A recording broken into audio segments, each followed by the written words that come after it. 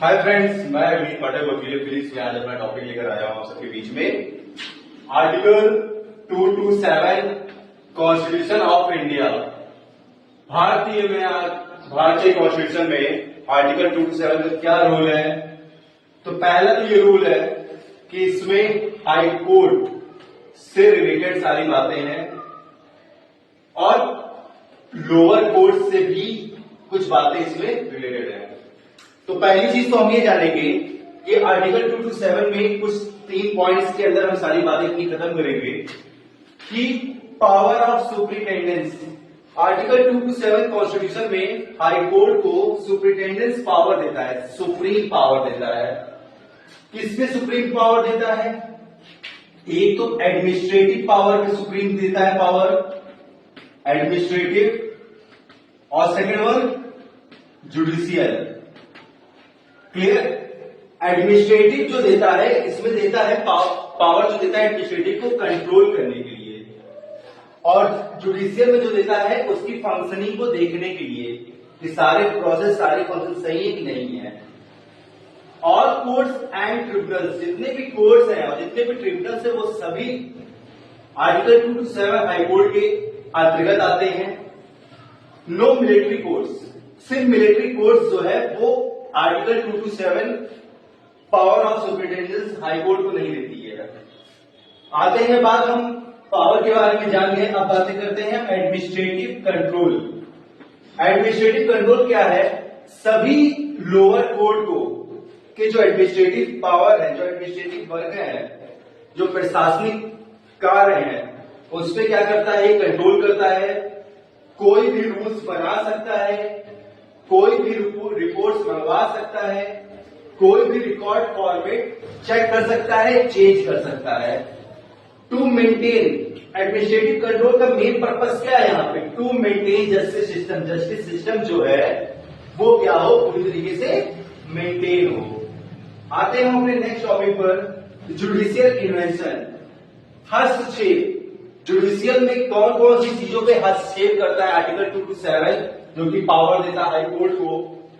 Lower court की जुडिक्शन, मतलब जो लोअर कोर्ट का जुडिक्शन है, क्या उससे बाहर कोई कार्य तो नहीं हो रहा है, उस पर हस्तक्षेप करता है। क्या कोई वायलेशन मतलब जो नेचुरल जस्टिस है रियल में, उस प्रिंसिपल का कहीं वायलेशन तो नहीं हो रहा है। और मेजर एरर, क्या कोई बहुत बड़ा लॉ में कोई मेजर एरर तो नहीं हो रहा है। इन सारी चीजों पे क्या होता है? आर्टिकल 227 जो होता है वो हाईकोर्ट को क्या करता है? पावर देता है।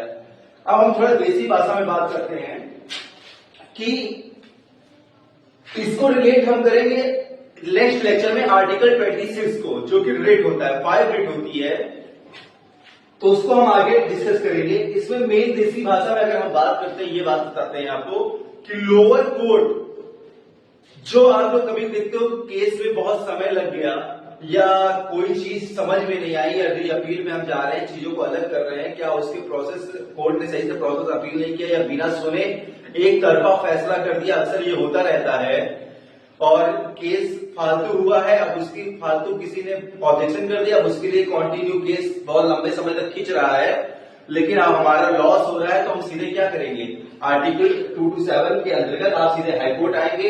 हाईकोर्ट से आप डायरेक्शन की अपील कर सकते हैं, आप कह सकते हैं अपनी बात की जो भी ऑब्जेक्शन हुआ है वो इलीगल हुआ है, इसको बस लंबे समय तक खींचने के प्रयास है जिसमें मेरा लॉस हो रहा है। तो हाईकोर्ट सीधे आप डायरेक्शन ले सकते हो, या हाईकोर्ट सीधे लोअर कोर्ट के सारे फंक्शनिंग पर नजर रख सकती है, सारे रिकॉर्ड्स मंगवा सकती है, सारी फंक्शन देखती है। एडमिनिस्ट्रेटिव का पूरा कंट्रोलेंस हाईकोर्ट, जब आर्टिकल 227 में आप एक बार फाइल कर दोगे तो वो आपका केस पूरा हाईकोर्ट के अंतर्गत आ जाता है, फिर वो सारी वॉचिंग करती है, किसी प्रकार का लॉ एरर नहीं हो सकता। फिर that's the power of high court. और हाईकोर्ट ये भी कहती है जैसे कोई भी प्रॉब्लम आपकी है वो आप बिल्कुल 60 दिन से 90 दिन, मतलब 3 मंथ तक आप फाइल करिए।